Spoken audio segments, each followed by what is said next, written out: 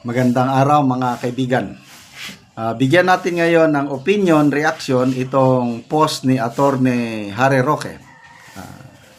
Updates from The Hague. Defense replies to the prosecution's response to the defense challenge on jurisdiction. Summary highlights.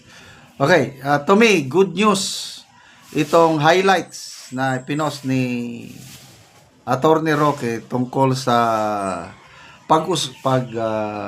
uswag sa Bisaya, paggulong ng kaso ni PRRD sa ICC. Okay. The defense team of former President Duterte asked the International Criminal Court for the immediate and unconditional release of the former chief executive. There is no jurisdictional basis for the continuation of proceedings against Mr. Duterte. Yon ang nakalagay sa reply. Kasi ganito po yon. Una, ang defense nagsubmit ng argument o petition ba sa ICC na wala ng jurisdiction ang ICC sa kaso ni PRRD. So yung petition or argument na yon, nagsubmit ng position ang prosecution. Of course, kinontra nila yon. So ngayon, ang defense nagsubmit ng reply sa argument ng prosecution. I don't know, baka ang prosecution mag-submit din siya ng kanyang counter-reply. Ganon yung nakikita kong proseso. So ito, sa reply ng defense, nanawagan ulit ang mga abogado ni PRRD for the immediate and unconditional release of the former president. Okay, PRRD's defense team first question the delay of the prosecution in disclosing materials related to the proceedings. The prosecution's failure to initiate goes beyond mere oversight. Such willful neglect palpably impeded the defense preparation of the jurisdictional challenge. Yan ang sinabi ng defense. Okay, next. The defense, likewise, asserted that the ICC cannot investigate acts committed to the state that is no longer party to the Rome Statute at the time jurisdiction is exercised. At the end of the day, it is the prosecution which must shoulder the responsibility for its miscalculated and untimely erroneous decision not to investigate within the designated time period. Ganito, umalis tayo sa ICC, I think 2018, so kailangan pa ng 1 year. So after 1 year, nung 2019, wala na. Totally out na tayo sa ICC. Ang prosecution, saka lang nag-imbestiga, 2021 na.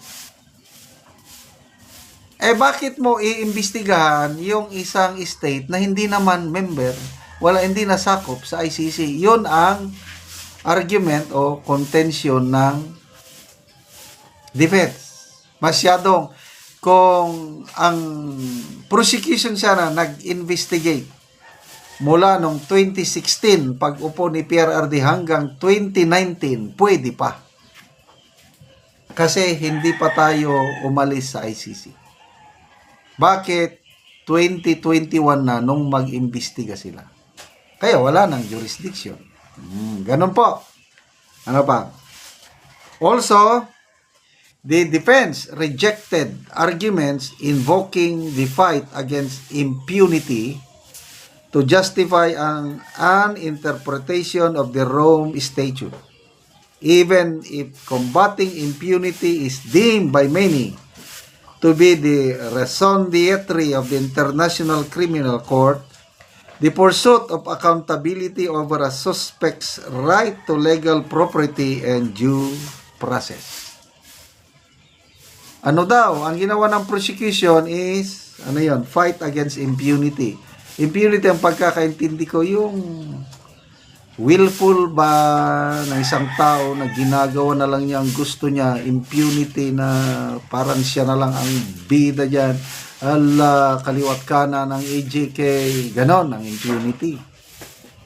Yun ang rason na kahit umalis na ang Pilipinas sa ICC dahil yung ginagawa ng Duterte administration is walang hampas na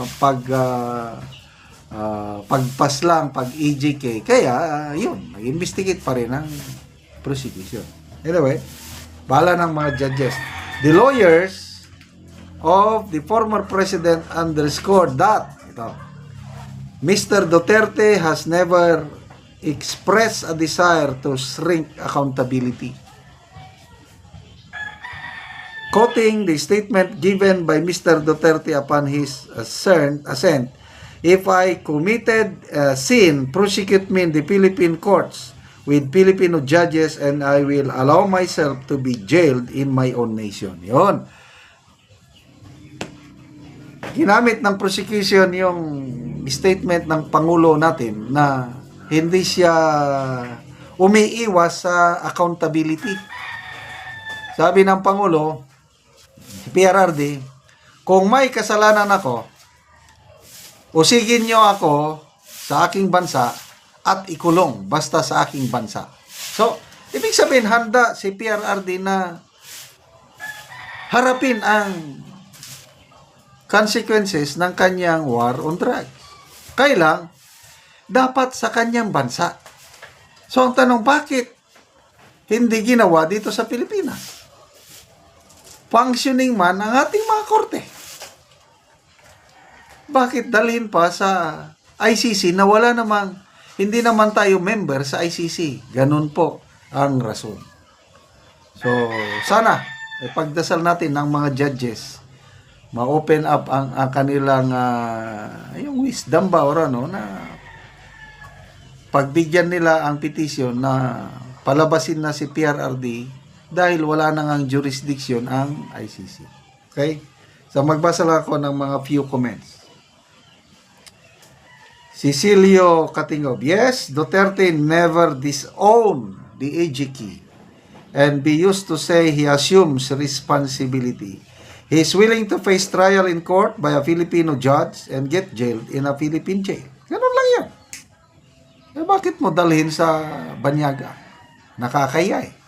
Anyway, salamat mga kaibigan sa inyong pagsubaybay sa ating channel. Nakakatulong kayo ng malaki sa Tribong Talandig ng Bukidnon dahil ang sweldo po natin sa channel na ito, pantulong natin sa tribo.